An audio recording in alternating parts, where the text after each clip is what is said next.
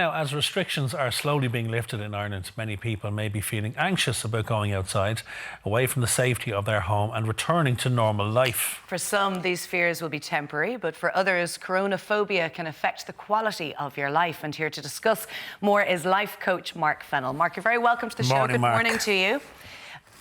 Good morning, and thanks for having me, guys. Mark, can we start by asking you the difference between, let's say, coronaphobia and, I would imagine, a little bit of fear, anxiety and concern and trepidation most of us would have about, going back into society, because there is a big difference. Absolutely. And I think for all of us, we've all got an element of anxiety right now. We had anxiety going into lockdown. We've then had to readjust to lockdown. And now the thoughts of coming out of lockdown, there is going to be anxiety for all of us. But I suppose when it comes to coronaphobia, it's more of a phobia. So it is when, I suppose, it goes beyond the normal levels of anxiety of the new norm, as we call it. It's almost like agoraphobia. It's almost like sociophobia, because, it's not that we're fear of people, but it's the fear of getting coronavirus. So much so where it's almost debilitating, but almost where we don't want to leave the home. We don't want to go anywhere. So it's beyond the levels of normal anxiety, and it's where it affects your quality of life. And I'd imagine, Mark, people who would tend to suffer with their nerves in terms of going out before the coronavirus might be tempted to put a name on this now, would they, and say, well, it's down to, they're blaming their inactivity, or they don't want to go out of the house now because of the COVID-19. What are the signs? What should we be looking out for? Yeah, absolutely. And when I say phobia, because this can happen, people who have obviously, if they're an anxious person anyway, but it's almost like, say, for example, arachnophobia. It's not that you're necessarily an anxious person, but you're extremely anxious when there's a spider present. So it can be just something that kicks off when you're amongst people or wherever you deem as a possibility of getting COVID-19. Some of the symptoms to look for, and look, we're probably guilty of some of these symptoms, but when you're guilty of a few of these things, that's when you need to kind of have a look at it. And for example, avoiding hospitals and GPs, obviously we're not able to go out, the freedom of movement is still restricted. But when you're avoiding a hospital visit, that's important. Avoiding going to a GP. Or, for example, if you're avoiding going to somewhere where you need to go for your own health or for other reasons, that's when you can say, look, the fear is holding you back. The fear is starting to elevate too much. Or, for example, if you've got constant feeling of anxiety. And I think a lot of people right now have that anxiety about there's so much going on in our lives. Routines flipped on their heads. It's really, really hard to keep an even keel. However, when you're getting this constant unease, so, you're not being able to focus as much as normal. Maybe there's a constant ruminating. Maybe it's constantly in your mind that I'm back to work next week. I just keep thinking about the office and this sense of dread. If it's affecting your sleep, your eating, if that's disturbed, the knot in your stomach, typical anxiety symptoms. Also, so it's fear of just going out. You need to exercise, you need to visit people or whatever now that we can, but you just don't want to. The fear is starting to take over, and it's almost like, I suppose, where we get to this extent of obsessively monitoring our health. If we hear a cough, and we all notice we hear a cough now, and all of a sudden we're like, hang on a minute, how am I away from them? And the fear comes in.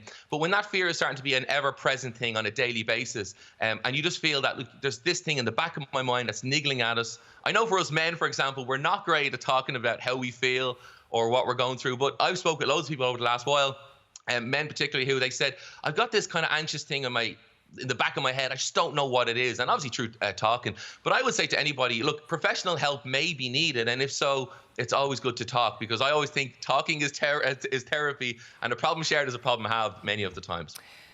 Mark, coronaphobia and all phobias will come under the umbrella of anxiety disorders, and while some would be familiar with their triggers and know how to manage them, others might be very new to this, might never have suffered from an anxiety disorder before, and therefore possibly would put it down to something else. They're too busy, they're too tired, without realising that actually it's a real issue.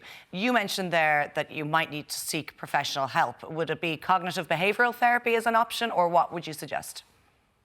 Yeah, CBT is something I'd be trained quite a lot in. And I have to say, whenever it comes to any phobia, or even if you're not sure what it is, like, don't go to Dr. Google. We all tend to do that, and we try and figure it all out ourselves. And it can be helpful to a degree, but sometimes you're better off just talk to someone, because you can actually misdiagnose yourself, you know. And even with the things we share today, don't take that as a diagnosis. Take it as something to, okay, that's a possibility, but I'll look into it further and speak to somebody. I think for a lot of us right now, you see, some people went into lockdown, never really experienced the levels of anxiety they've experienced before.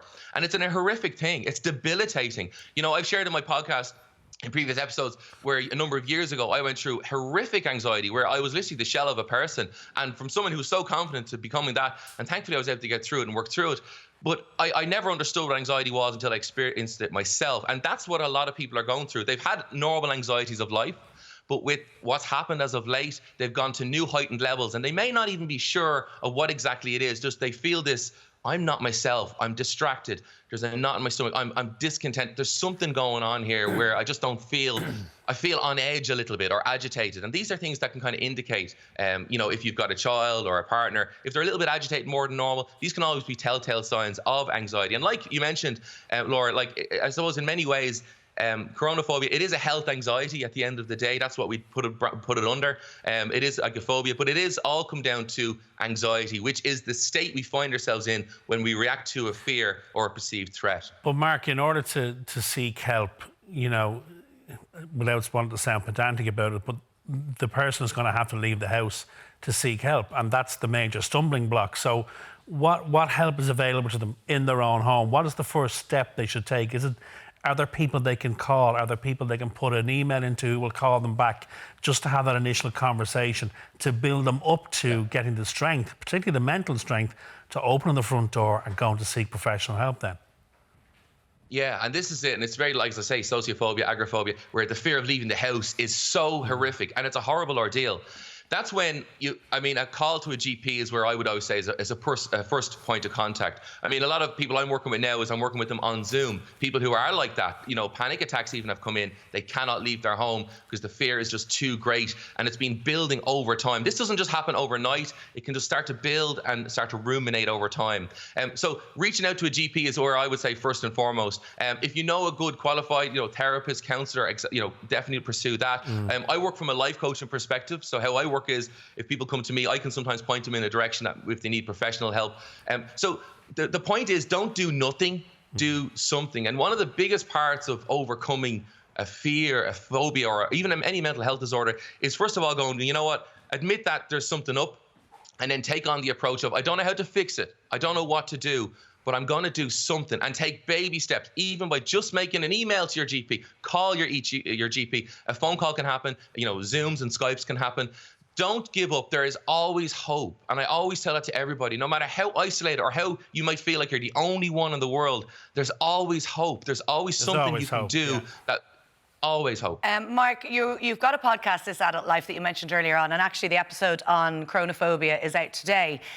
But for those of us who perhaps don't quite meet the phobia sort of element of things, there are steps that we can take when all of us are feeling a little bit of anxiety about stepping out. Perhaps it might be meeting a very small number of people, because we haven't been socialising with friends in so long. So maybe just, you know, meeting up with one pal instead of the 4 or 5 you're allowed.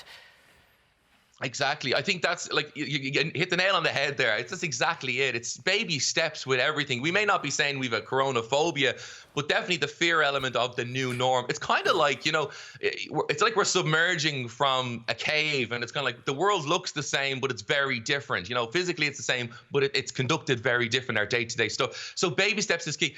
The first thing I always say to everyone, look, is take on, you know, a mindset of, look, I will get through this. As I said earlier on, I will have hope. I'm going to get through this. Baby steps, and work at a pace that suits you. Getting over any phobia, exposure therapy is very, very prevalent, and that's where you're exposed to what you fear bit by bit. A little example, for example, you know, you might be, if someone has a fear of spiders, you might start introducing them to a photograph of a spider, then maybe a video of a spider, then maybe a trip to a zoo or whatever. I'm just using that as an example. As you say, baby steps are the key, and there is help out there. Listen, Mark, we appreciate your time. You can, of course, find out more on the topic of coronaphobia on Mark Fennell's latest podcast, This Adult Life. Thank you, Mark. Thanks so much, Mark. After the break, a traditional Indian dish that'll save you reaching for the takeaway menu tonight. We're up in the kitchen next.